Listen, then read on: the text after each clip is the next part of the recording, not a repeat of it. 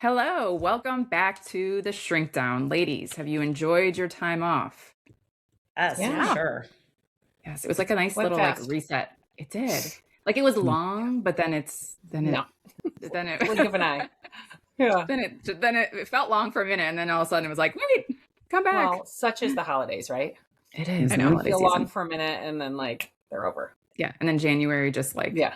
goes by so Slow. fast. Well, but yet it's like there's like suddenly nothing to do, but yet you're like, we're already mid-January. How is this happening? Yeah, definitely feeling that. All right. Well, we threw out a lot of ideas for our first podcast back for this season, and we landed on mom groups. And the reason why is there's been an article circulating from Ashley Tisdale, and she basically wrote about her experience with the mom group and how she removed herself from this mom group. But the reality is mom groups aren't new. These have been around for years, decades, actually. And it made me think, well, when we were texting back and forth about this, you made the comment of, it takes a village, like that whole concept of it. And that is where this came from. This is like an evolutionary theory, like not theory. This is evolution, right? Like people, exactly. People raise Have their always children dated. together. Mhm. That's how they did it. You raise your children together. And it's not just like the experience of raising them side by side, but also the help, right? So you helped each other raise your children. So that really is, where this feeling of I want other mothers around and I need mother's advice is from this evolutionary concept. And I found something and I was like, that's a really good way to put it. It says mom groups exist because modern society removed its village, but our brain still expects it. Like we still need that and expect it. So we essentially digitized an ancient survival system. So like we made it digital. But I was looking even like farther back, like before, I was wondering like when did the first online mom group happen? But there were groups already happening in person before we kind of transitioned it to online. So I think that part is also really interesting how these groups started. I found like as early as like the 70s that there were actual like groups of moms getting together and, doing similar things that we do online, but it's definitely morphed itself over time to becoming this kind of online way of interacting with other moms. Although I think there's still different types of mom groups outside of the online one, but that seems to be kind of the most popular kind of platform that people utilize these days. I feel like my mom was in a group in like the early 80s. I have pictures of like her and then like all the babies and all the moms in the background, and they're like 70s, early 80s dues. And I should ask her more about it, but she was definitely in was one. in one at the local library. Okay. Yes. Yeah. Yeah, we were in it. We would go every week. Yeah. So nothing new. Yeah, definitely not a new thing. And I was looking to see when did these mom groups become, kind of popular online. So it was like late 90s, early 2000s. And then Facebook, which I think I'm still like part of like these like, wherever I live, mom group sort of thing. Although I think they've kind of morphed into like less asking people about parenting advice and more just asking people where they get stuff. Or like where like to get selling stuff. selling stuff. But like Facebook was one of the first kind of major platforms for these kind of mom groups, and that was like early 2000s. So it's been a long time since they've been around. There's definitely, I think, some positive parts of being in a mom group. What are you guys' thoughts on like the positive parts of mom groups? And why do we even like, obviously there's like an evolution. We want people, but like, what are we seeking from these mom groups? Are we jumping into this combo? Yeah. No faves. Oh, that's right. Before we get going, I just want to. That's a good point. All right. Well, we pause can our answer the conversation. question, Vanessa. But Yes. Good reminder. Yeah, it's been a while. It's been a couple weeks. I told you guys when we started, I was like, I'm rusty. I can tell that I'm rusty. All right, let's pause our conversation about our positive mom group experiences and do our 4-minute faves. Who wants to start today? I'll start. We were laughing as we were about to record because everyone knows what I'm about to say. This episode won't air for a few weeks, but anyone who has seen my recent Instagram postings knows that over the past couple of days, I have been watching the much discussed and talked about Heated Rivalry show. It's a limited series, 6 episodes, at least at this point, on HBO Max. It is based on a book by Rachel Reed called Game Changers. I didn't read the book, and it is about 2 male hockey players who are rivals, and both like were really good in high school. Both were like rookies and first and second draft pick, and the media likes to like play them up as rivals. But then outside of that, they have this romance that develops over the course of the show. And of course, in the world of hockey, and the dates of the show are set intentionally, I believe, in like, I think it starts in 2011 or 2012 or something like that. So it's earlier than current times. It is such a good show. It's a romance. It's a sort of like, it's just a beautiful love story. And obviously what is getting a lot of traction is the fact that it is 2 men. The sex scenes in it are actually pretty graphic. So it is, I would say, like I want to say realistic portrayal, but of course I've not personally experienced such things. No. But I think a lot of people who have watched it, the reactions to it are that it is a beautiful representation of really any relationship, but especially a gay relationship. I think a lot of the like mainstream media that represents gay relationships kind of do it in a different way. And this one is so touching.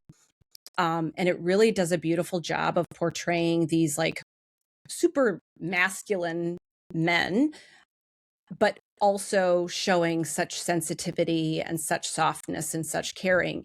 And it made me think about our podcast from last season when we were talking about the mixed messages that men get. Mm-hmm. And this show does a good job of being like, you can be both, and showing how, you know, the communication between these 2 men, the softness at times between these 2 men, but then they're also like major league hockey athletes. And it's so good. The longing, the yearning. It's just a very good love story. So highly recommend. Very, very good. The 2 actors are, the writing is good. Everything about it, the pacing, it's a really well done show. So I know the praise that it's getting that praise for a lot of different reasons. And of course, part of it's like a little bit, they're showing all of these things, but it is truly a good show. So what did you say? HBO Max. HBO. I was about to ask about HBO Max. Yeah. Yeah. Really, really good. Terry, what about you? All right. Mine's also a show.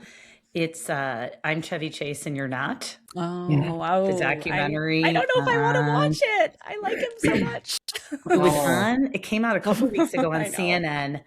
I have always been a run of the mill Chevy Chase fan. Like, you know, I like Christmas Vacation. You watch it every year, and I've always heard that he is just an asshole, and that is pervasive across years and years. And he never stayed connected with SNL people, etc. But I feel like people of our generation have such a fondness for Chevy Chase. Yeah. So it's a 2 or 3 part program, and it had his buy-in, but he didn't have any editing powers. Meaning he's interviewed, but the producers and directors were able to leave in whatever they wanted. And I think he truly doesn't give a shit what other people think of him. And he's in his 80s now. I think he's 82 or 83. Oh, wow. And he is still entitled and arrogant and narcissistic and thinks he knows better than everybody else. Mm-hmm. And I think he got as far as he did because he was such a talented comedic physical actor and was good looking for being in the comedy world, especially in the 70s and 80s. But I found it fascinating. And he doesn't seem concerned with his legacy. He still, you know, he really just sort of does his thing. In some ways, it's sort of admirable. Like he just doesn't care and like lives his life and, you know, whatever. People can think whatever they want of him. But I think that if you are somebody who has watched a lot of his movies, all the National Lampoon movies and stuff, and we all grew up with those, I think it's a really good, interesting watch. I saw a clip of it where it was one of those, he thought they were going to edit it out and they did not edit it out. And he was basically like, well, you're just not smart enough. Like to his interviewer was like, he speaks down to the producers who are producing the documentary. Like, I just don't think you're bright enough to like to track what I'm telling you. I mean, he's very entitled and arrogant. Oh my gosh. I was like, oh, you really think very highly of yourself. They weren't able to he wasn't even invited to the SNL 50-year anniversary, which he had read about. He apparently felt snubbed, but he was not, and he was one of the OG cast members and was not invited. And then he was on that show, that comedy Community on NBC that was really big years ago. Not one member of that cast was willing to speak about him or be interviewed about working with him. Well, that's where he was apparently particularly difficult. Yeah. And he was older than I think he was in his like late 60s, early 70s, and probably really like more so than in previous working environments. Yeah. Did they have any of the people from the Lampoon's Vacation movies? Beverly D'Angelo, who speaks pretty warmly of him, but she sort of speaks warmly of just the experience of doing the movies. And they still like go and do like screenings of it together. Yes. Okay. Yeah. So they've clearly got a working relationship that's lasted somehow. Well, and she had a relationship with, didn't she have a relationship with Al Pacino too? So maybe she's just used to dealing with like kind of. You might have a high tolerance. Yeah. Really. And then with like a lot of. Yeah. So it's good. I recommend. Interesting. Yeah. How about you, Vanessa? So mine is a snack that I've been enjoying on my protein journey. So yes, more protein recommendations, guys. This is actually something Mark found, and I drink one of these probably every day. So it's a plant-based protein shake. It's called Koya. So it's Koia. Target has it. Or we get it from our grocery store. I've even seen it. Starbucks is now carrying like one of the flavors, except it's in those like, you know, those like a carton sort of thing. And I found that it tastes different than the like plastic bottle that you get it in at the grocery store for some reason. But anyway, they're kind of all over the place. But really good, low in sugar, high protein, and some really good flavors. And like my problem with protein shakes that are like pre-made is that there's often like a weird taste after, like at the end. And I haven't found that. There's a couple of flavors that I don't like, but some of my favorite is chocolate banana. Like it's so good. I like become borderline like obsessed with it. So good. It's just under 200 calories and it's like 18 grams of protein, like depending on which one flavor you get. I did not like the plain chocolate. I thought it was gross, but like so many good flavors. So like chocolate banana's favorite, vanilla is a really good one. There's an almond coconut that's really good. And then there's a banana cream that's really good. So there's a lot of good flavors. So if you're looking for like a kind of quick, easy protein option, I recommend trying Koya. It's interesting that the chocolate one, usually you think the vanilla one is like if there's going to be a questionable flavor, that the vanilla one would be the questionable one and not the chocolate. So it's interesting that the chocolate one is the questionable one. Like I did not like it. I was like, that is disgusting. And so then when I saw chocolate banana, I was kind of like, I don't know. Cause I don't like fake fruit flavors, like fake banana, fake strawberry. Like I've never liked them. And so I was a little bit hesitant. I'm like, let me try it. But the banana itself, the banana cream one is so good. And then the chocolate banana one together is really good. So those are like my two favorite ones. So obviously everyone has different taste buds, so may not, but that would be so my husband likes, there's an horchata one, which I don't like horchata to begin with, which is like that, like Spanish rice milk drink. And he's like, you're Mexican and you don't like that. I'm like, no, I don't like it. He loves them. So there's like that flavor. And he was like, it's so good. But I was like, I don't even like that flavor in real life. Like I definitely don't want it in a protein shake. But some really good flavors and super easy. And now that I've said it, you're probably going to start seeing it everywhere because literally now that we started drinking them, I'm like, it's at the airport, it's at the Target, it's at the Starbucks. So keep an eye out for Koya. Nice. Lauren, how about you? So I am sharing. So on your protein journey, I'm on a journey to stay warm while walking the dog in Oh, Michigan yes. winters. Oh, yeah. And I actually really enjoy getting outside and walking. But I need to like be properly insulated. I found the best leggings, and they're at Target, and they're by a brand, but they're not Target brand. They're called Cuddle Duds. Oh. I had never seen them before. Oh, I have seen that at Target. Yeah. They are okay. 21.99. I'm like looking up my receipt from my Target app. They are so good. They have like totally like I had the coat, I had the good boots, right? Like the hat, all that stuff. The leggings have changed the game for me because that like I feel like if if you're properly covered, I really like them a lot and find myself just like wearing them anyway. They're not as good as like a good pair of leggings to like wear out and about. But if I know I'm going to be home, for example, all day long and like working from home, and so I'm going to take the dog on a couple different walks, I'll like throw those on for the day. But I put them on over top other leggings, and they are really good. So Cuddle Duds leggings, we'll link it, but they're the like the fleece lined or I was whatever. about to say, is that they're okay? Yeah, I think their term is warm essentials or something like that, thermal.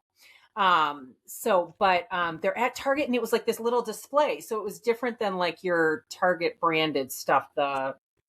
I can't even remember the Target brands, All in One or whatever they're called. All in Motion, whatever. Yeah, All in Motion. Yeah. But so it's its own little display, Cuddle Duds. So well worth the, just over $20. And yeah, so I mean, they're good for anybody that runs cold in our locations during winter, but particularly if you're outside a lot. So highly recommend.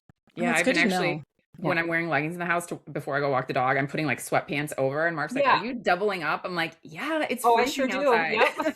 Yep. Like I have my like good leggings, and then I throw these on over top. Yeah, I'm like putting my so that's good to know. Like, because I literally just got back from walk from her, and I'm like, I'm freezing. Like, this I'm is still what trying I to figure out. So yeah, Cuddle Duds. Good to know. So I just bought some like boot cut, like thermal kind of leggings for the same reason. When I'm walking the kids to school, I'm like, normal leggings, I'm like, I am freezing. They cut right through you. Yes. Yeah. And then when that's the thing that is cold on your body, then you like can't like stay out or whatever. Yes. Yeah. So anyway, Cuddle Duds. It's good to know.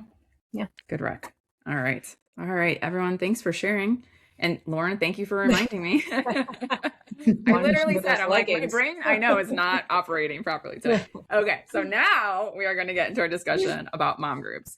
So I mentioned kind of how we've kind of come to, how they were created. So let's talk about the good parts. Like, why do people seek these out, aside from our brain wanting that, right? But like, what are people looking for in these groups? And what are some like the positive parts of groups? We can talk about our experiences in mom groups, and also just kind of like what we've heard and what we know. I mean, I think the sense of belonging is a big one, right? Yeah. We all want to belong. And when you are going through the motherhood, parenthood journey, to be able to have people who are doing it at the same time as you, and you can connect on that. And I think there's so many different aspects, especially when you become a mother, that change in your life, and to be able to share that with other people who are experiencing it together feels good. So it's a shared experience, and a belonging within that shared experience. I think for me personally, what I liked the most was more practical suggestions. So what onesie do you like? What diaper brand do you like? There's so much out there nowadays. Just what's working for you? Now we're at a stage of what lacrosse cleats work best for your kid. And like, you think there's so much out there, and you do your own research, and you think about like what works, what's going to work for my kid. So in addition to the sense of belonging, I think from a practical level, as soon as you become a mom, it is uncharted territory. Even if you have siblings who are parents already, and you have lots of nieces and nephews, and your parents have been through it before, but they parented in a very different generation, and maybe they had different gendered kids, and et cetera. So you're trying to figure out what to actually do as a mom and as a kid at a practical level as well. My kid's being a picky eater. What did you do about your kid being a picky eater? And so it's just, I think, getting tips and tricks also is just as valuable for a lot of people. That's at least what it was for me when I became a mom, was just what are people actually buying? What are they doing? What strategies for sleep training are working? Yep. I had a totally different experience. Well, let me rephrase. Those kinds of things I found overwhelming in online mom forums.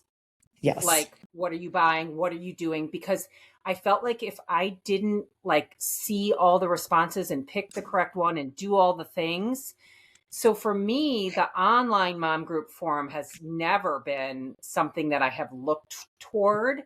I'm like looking at the three of you right now, and I'm like, I'm looking at this kind of like the actual like physical human beings that I know and I love and I trust. I'm speaking that to. Are my, that's what I'm speaking to. Okay. Yeah, that's what I'm speaking to too. Yeah, not online. Man, I look at some of those online groups, and when people ask those questions, I'm like, oh, how do you filter through these responses? Or like, how do you like, right? Versus this group, my group of, friends here at home, that are in the same ages and stages that, yes, it's like, to me, in-person groups filter all that online piece. And that's the benefit. You put that much better than I did. Yes. Well, I wasn't sure which one you were speaking to, because I was like, oh, those online ones make me so anxious. And there's actually a lot of research about the like difference in stress hormone in an in-person group that's like a positive experience for you and supportive, versus the online ones actually increase cortisol for some people. Yeah, I think the in-person really helped me filter through I don't have to worry about the online stuff, because there's so much when you Google it. And in person is like, I see you, I see your kid, they're in the same age range. You seem like you have parents this similarly to me. Yes. What are you doing with this? And I think that's one of the big, I think that one of the things that we should we're saying that there's different types of mom groups. And I could see why a public platform, or even like just a large platform where you don't know these people, versus here's my friends that I've been friends with for however many years, and we are now all in the mom stage sort of thing. And now we are talking to, like, that to me feels so wildly different. Yeah. And I know that some women don't have the, like, for whatever reason, they may not have that kind of long-term friend group that, has, now our friends all have, kids sort of thing, and they have to rely on some of these. But I could clearly see why one may have more kind of negative kind of outcomes to it, because you don't already have this like shared relationship with these people. And I don't think that having one shared like thing, like we're moms, that's automatically going to make us like click with each other. Like there's just so many other things that go along with it. And I think this whole, it takes a village. You need a village. If you don't have a village, find your village, create a village. I think that is so shoved down women's throats that if women don't feel like they have their in-person village, and whether those, like you said, Vanessa, those are formally established friendships and everyone just happens to have kids in that same time. So that's very convenient. Or if not, and it's, do you become friends with just the people in your community, the other moms in the school community, the preschool community, or the moms of your kids' friends? And, I think it needs to be organic. And I think when it's manufactured is when it gets tricky. So it's all the moms who have 4-year-olds who are entering kindergarten. Let's all meet up at the park and do pizza. That is a great idea. That's very manufactured. And I think when it's some of the closest mom friends I have in my community, it's been a much more natural, organic process of our kids being the same age. They all get along. We're together. The husbands get along. We get along. And I have actually paused and asked myself, would I be friends with this woman if our kids weren't friends? And if the answer is not yes, I am probably not going to go out of my way to put effort into that particular relationship as a mom friend. Yeah. And I think that's where people get confused. And at least my interpretation of the piece that spurred this conversation, I'm curious as to this was Ashley Tisdale, right? That wrote the article. Like, did she really know that question that Terry just asked? Did she really know herself and like what she was looking for in a group of people? And let's take away the word mom and maybe Just their friends. values just didn't line up as maybe they shouldn't have been friends. And then that's on, with all due respect, that's on her to kind of figure out, like, wait a minute, I would not, had we not come together during COVID and created our own little pod, which is what happened. That's what they did. They had kids at the same time, COVID hit, and they became like a pod. So that wasn't organic. No. It was like a forced pandemic situation. And I'm curious, like, you have to really know yourself and your values and the people that you would spend time with, regardless of your circumstances. Mm-hmm. And it seems to me like that was probably part of what was going on there. I thought it was ironic that she wrote an essay about toxic mom groups and friends and had it published. That twice. The level of effort dedicated to that seems a little problematic. Might be a little bit of the pot calling the kettle black. Right. I think some of the responsives have been just as problematic. So you wonder, about to all your of point, the players. Maybe they weren't supposed to be friends. Yes. Well, and that's okay. Right. I read the article and I actually was like, okay, tell me about this, because I certainly have experienced kind of like seeing toxic other moms that you're like, oh, they are really wanting to recreate some high school dynamics and clickiness and all that. I've certainly witnessed it. I really try to steer clear of it, but I'm sure we've all seen it, right? Yeah. So I was sort of like, okay, Ashley, what happened? Like, tell me about this, Mm-hmm. And it almost sounded like she was just like, they just started excluding me. And then that toxic mom group. And I'm like, wait, so they just, maybe you just weren't clicking anymore, and then they just or there was an event that they decided to go to and thought maybe she wouldn't be interested, or they didn't want to include her, which you're allowed to do. You don't have to invite everybody to everything.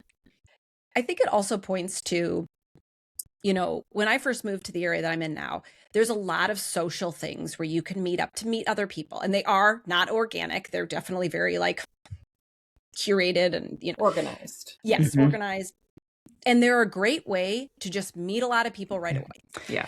But eventually you start to see who you like, when you go to these things, and then you start to just form your own groups. And I think if you are in a group, and I was just talking about this with some other mom friends, I was like, if you're in a group of over like 4 or 5 people, you're going to start to have drama. Like the bigger the clique, the bigger the group, mom friends and everything, the more you're going to get little subsets of groups. You're going to get, and part of that is just natural. And so I think you got to also look around at, is this, this huge group, you're going to run into issues. And so who are really your friends, Terry, like you said, which of these moms would you be friends with if you weren't a mom? And then those are the ones to focus your energy on, because I think it's okay. Like, I think one other thing is like, and I've had to come to terms with this a little bit in the sense of so when my daughter went to school, I immediately clicked with one of the moms, and her daughter and Everly became really good friends.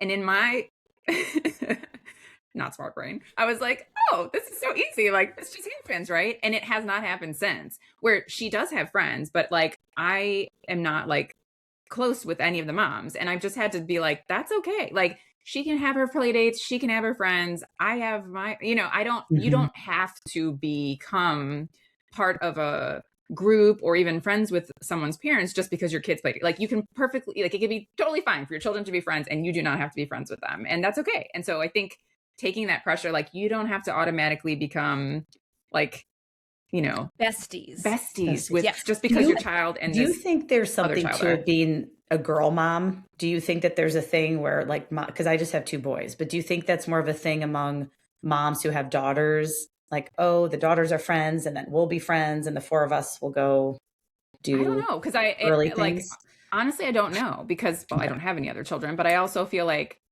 that was just me. I don't know if other people, like, I just assumed, because like, oh, we got along with this family so well, and like, we're like, oh, we became friends. We're not best friends, but like, we go out to dinner sometimes without the kids, and our kids. So I don't know. I just thought like how convenient it is. Like, our friends get along, so then it's easier, obviously if you get along. So I don't know. I mean, you have one of each. Yeah, so I was like, you're the good one to ask. I think the tricky thing here though is, so Maddie was my first. So I definitely had a little mom group where we met weekly for like almost 2 years. And so it was just 4 people, and then they each had a girl. And we were pretty close for those couple years, but then there was like a move and then different schools, and I'm still pretty close to one of the moms, very close, but like the others just kind of, but I'm like, would that have happened if they were boys? I don't know. Like I have not had the same thing with Griffin with his, but then I have a lot of the social stuff because of Maddie. So a lot of my like social things started with Maddie because she was my first, and then kind of, especially people who have siblings, so they have a sibling, so I know them from Maddie, so then they have a sibling in Griffin's class, so we know each other. And then now the new moms are the ones that are his friends that we connect, but we're not necessarily friends. Some of us are, but not necessarily friends beyond just a shared experience of having our kids together. Yeah. It's Terry, sort of a spreading out. Well, Terry, you hang out with moms, so those are your kids' friends. Like you've made them all. Yeah, they're all the same. through. I have the same. Yeah. So it's not. I don't think it's girl. Like I don't think it's. I was going to say I have friends in my little crew that have girls and boys, and they're all in the same grade. And I don't even know. Yeah, activities, just shared experiences. It's just shared experiences. And now I just feel like as the years go by, like some of them have kids in the same grades as my boys and some don't. Some might be a grade above or below or whatever. And we just all sort of. Now I also have a few friends too that have a professional overlap. So like one I share an office space with now. So I have one friend whose kids go to my kids' school and we live in the same community. And now we also share an office suite. So we have sort of a couple different touch points. But I think that's true of any and all friendships at any stage of life is you have shared commonalities just in terms of aspects of your life that overlap a lot. And I think, one thing I agree with this whole size thing that you were saying, Wilhelmina, when they showed whatever the picture was that would accompany the essay, I was like, damn, there's like 8 women in that. So many people. There's a lot. Drama. Of course there's drama. Here's what's interesting though. One of the things you said, Wilhelmina, that I wanted to go back to is you said drama in a bigger group, but then you also said it would be natural for smaller groups to form. And I think it's all in how you interpret it. I think what I heard from you is more like, all right, so like there's a group of 8 women and 3 of them went and did something together. Like that's natural when you get to a group of that size. It's if you interpret it as it then being dramatic. It doesn't have to be drama filled. I have a larger group of mom friends from the school, and we definitely all do our own thing with like myself and one other mom, or like, and it's not drama filled. It's like, do you know what I mean? Like it's all in the interpretation of it. That's a really good point, Lauren, because I will say that earlier on, I had a group of mom friends, and then there would be these little branches off, and oftentimes it would be like, oh, our kids were doing swimming lessons together, but like I would hear that they were exchanging texts or things like that, and I would feel excluded. And there was a period where I was getting like really hurt by it, and really feeling left out and feeling excluded. I had a couple different things. Some of you know some of the experience that I've had where I was like felt very excluded. And then I kind of had to do my own work on it and realize that some of the stuff was coming from my own issues, right? Like I'd always had this like childhood, like I want a best friend. And so like but like some of that was my own stuff. And once I kind of worked through some of that myself, I felt my daughter and I were watching Clueless together. And at near the end of it, Cher, the main character, goes through and she's like, all my friends are beautiful in their own way. And she kind of goes through, this friend is, with this, and this friend is this, and this friend is this. And I was like, oh, wait, that's what my friends are. Like I have friends that like some I talk about books with, and some I talk about movies with, and some I share so much history with. And I don't have to have just like one friend or 2 friends. I have all of these beautiful array of friends. And I was able to sort of let some of that go. So Lauren, to your point, like when I started having that feeling, it was not about the what they were doing. It was my own stuff being stirred up. That's interesting. Can I ask you, did you do anything else about it? Did you ever have conversations with them about feeling left out? Did you, or did you do your own work? Yes. Well, like what did first, you do? Did you write an essay and put it in? I did not write an essay, Exactly. but I did write a really very quick on the fly text to a group where I had felt excluded. And I did it when I was at a 10, which I do not recommend. I do not recommend such things. What's really funny is that I actually, and still looking back, after doing all of the work that I've done on myself, it actually wasn't the worst text that I could have sent. It actually was a pretty but to the people I sent it to, it felt very aggressive. And it felt and it sort of blew up, and it ended up, we came out of it actually pretty strong, and I had individual conversations with the people, and we all had a good communication about it, and I feel like everyone sort of understood the situation. And I basically was like, oh wait, if I had talked to these people individually, worked through my own stuff, so I have confronted it, and I did pull a little bit of an Ashley Tisdale. I just didn't do it, publicly. I did it within the group. But I definitely had felt that, and I am prone to feeling that. Terry, we've talked about that. Like, I am prone to feeling like left out, right? That's just, I think being an only child, you're like, sort of like, I think it pulls up the only child stuff for you. And I think that's a commonality, I think, for a lot of individuals. Not all only children, but I think that is something that I've heard about in my therapy practice. And I think that's a common thread. And I do think there's a place to have that conversation, whether it's a text at a 10 or an essay or whatever. But I think that depending on where you're sitting, if it's valuable to you, if it's something that you feel like, no, these particular people in this particular group made me feel slighted, but I enjoy their company and I value them enough. I think this feels worthwhile. But I think part of getting older and maturing is being like, if they wanted to invite me, they would. And if they didn't, they didn't. And I don't care. I'm going to be over here doing all the other things I got to take care of. There was I just saw some acronyms. It was like the opposite of FOMO. It was like, joy of missing out. Yes. That is, well, don't even ask me. I am not quick to lash out in a text, but like, I certainly will catch myself being like, am I being too sensitive right now?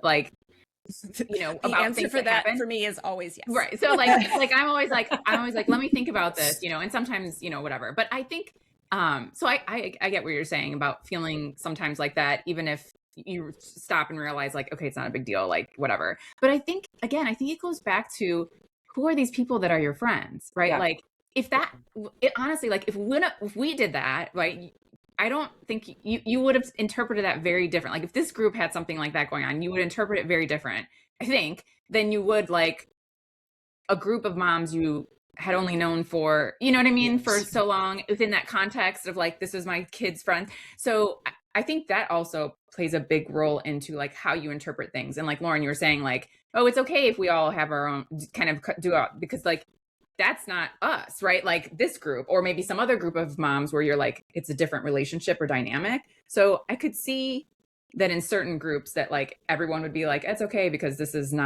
we're not a 20-year friendship group, right? Or whatever, versus like, if you were in that situation, you may interpret it something like very differently. So I think that plays a big role. Like, how long have you known these moms, and like, what is your relationship? How big a group is it? Like you said, like we're a group of 4.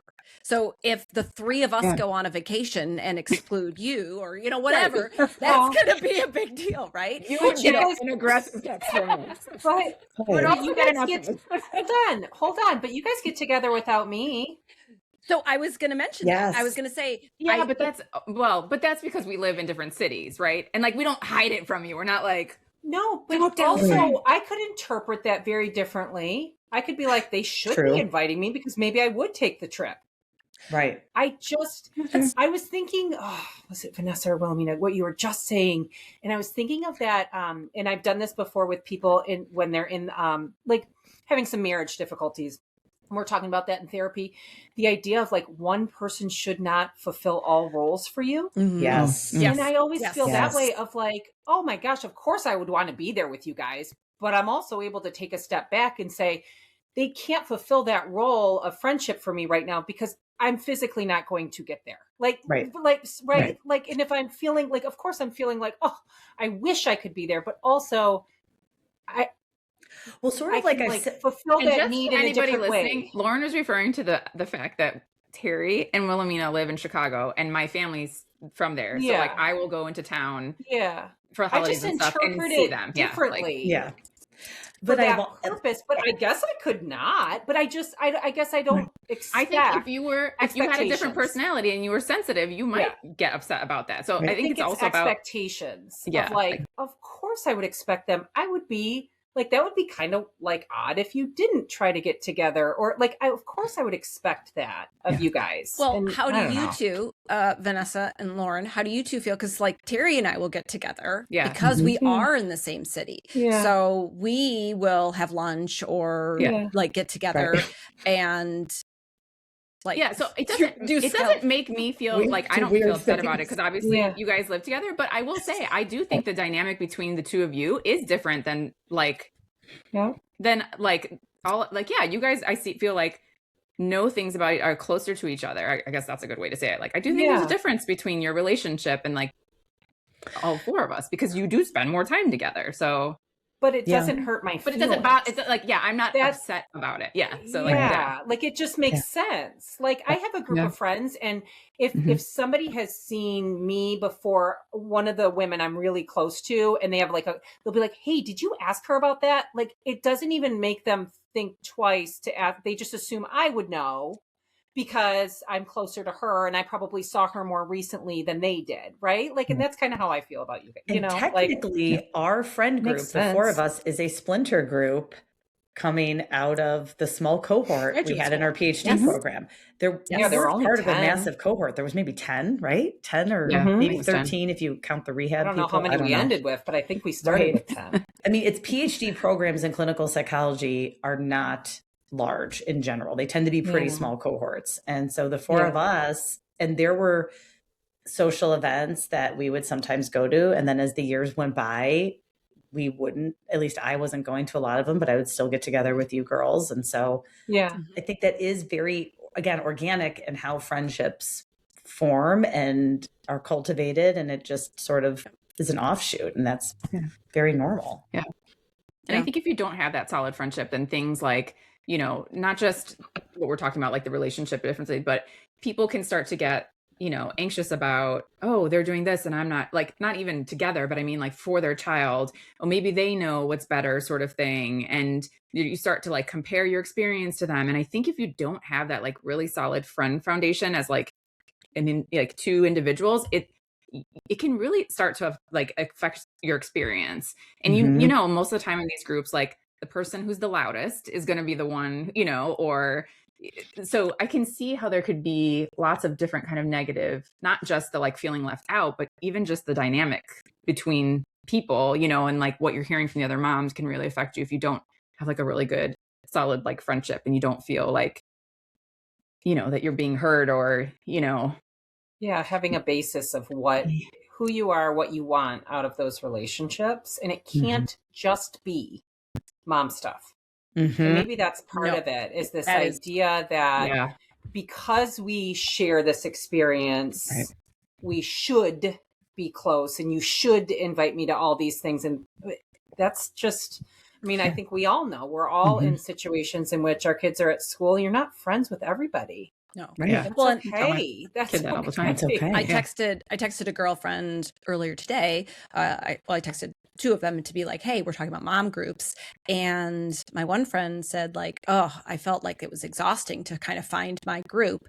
And she said, I felt like I had to kiss a lot of frogs to find. And she said I did too. And she said with mom groups, she's like, okay, first, do you get along with the other moms? Do your kids get along? Do your husbands, if you're getting together, like all together, do your husbands get along? Do you have probably, again, similarly aged kids? Are they in the same activities? Financial status or financial like grouping? Like she's like, all of these things start to play in. Yeah, right. That's Especially true. if you start to like That's true. go on vacations. Well, if you have one friend, group that's like going to like Turks and Caicos every spring break, and you're like, well, we're gonna do a little staycation, and maybe if we're crazy, we're going to Wisconsin Dells for a day. Like there's gonna be a different, there's a different dynamic. Yeah. Yeah. So she's like, there's so many different factors that kind of all have to sort of like, you don't have to have every single one of those match up, but you've got to have like more of those than not sort of sync up to actually create that sort of magic that would be sort of like the like really good mom group dynamic. And again, more numbers, you're not going to have that sync up. But I love what she said to you. She had to kiss a lot of frogs. Something that brought up is like Ashley Tisdale writing this essay. Her kids are 4 and 1. I was going to point that out as well. She didn't give it a whole lot. Like I had a mom group in preschool, and we're no longer a group because similar. We would go after preschool to the park behind the preschool and let the kids play. Yeah, it her was kids natural can't then, even do much yet. Right, and then everybody kind of went their own ways because different schools, different activities. To your kids point, get into different things, socioeconomic status, like all these different things, and it's like it does take time to figure out who is going to be a friend first, and then also somebody that you could consider part of this group, so to speak. And so to have this like big moment when your children are still in the like toddlerhood preschool age, it's like it just sort of points to the quick fix society that we're in, right? It's like it does take a minute, and well, I feel badly for anybody that feels like they've been mistreated. Still, it's like maybe take a beat.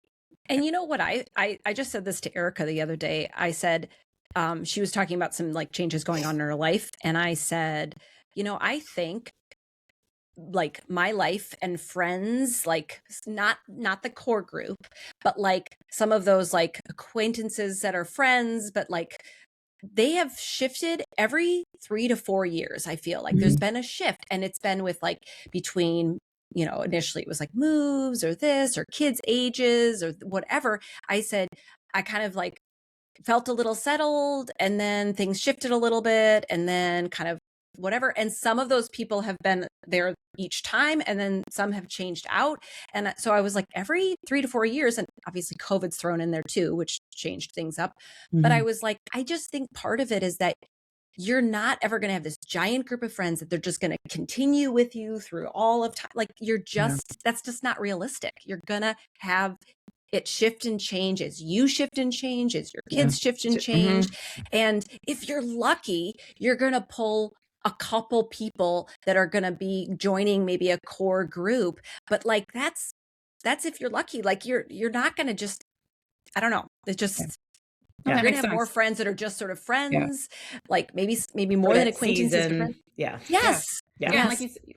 I mean, that reminds me of what you said earlier, Terry. Like, you're like, I'm asking about cleats, whatever. So like, I think you have different groups that you ask different things to. Like, when we have serious like things going on with our kids, we're asking each other. And then, and when you need lacrosse cleats, you're going to ask the lacrosse mom, texting right? us. Right. Not texting us. You're not asking us, like, right. So like, I think you also have to be aware that you're going to have different groups of friends, and your needs are going to get met by different people. And you don't necessarily need to have a group. Maybe you just have 1 or 2 moms that you get along with really well, that you can go to for, whatever you need. And that's okay too. So I think that people have to be okay that knowing like, you don't have to have like this big group of friends. You don't have to, get together with people, it's okay to just have a couple people here and there if that's how you end up finding yourself. So I think that's important too, to realize that don't need a big group. Yeah. I mean, sometimes I feel like a social pariah when I'm like doing pickup.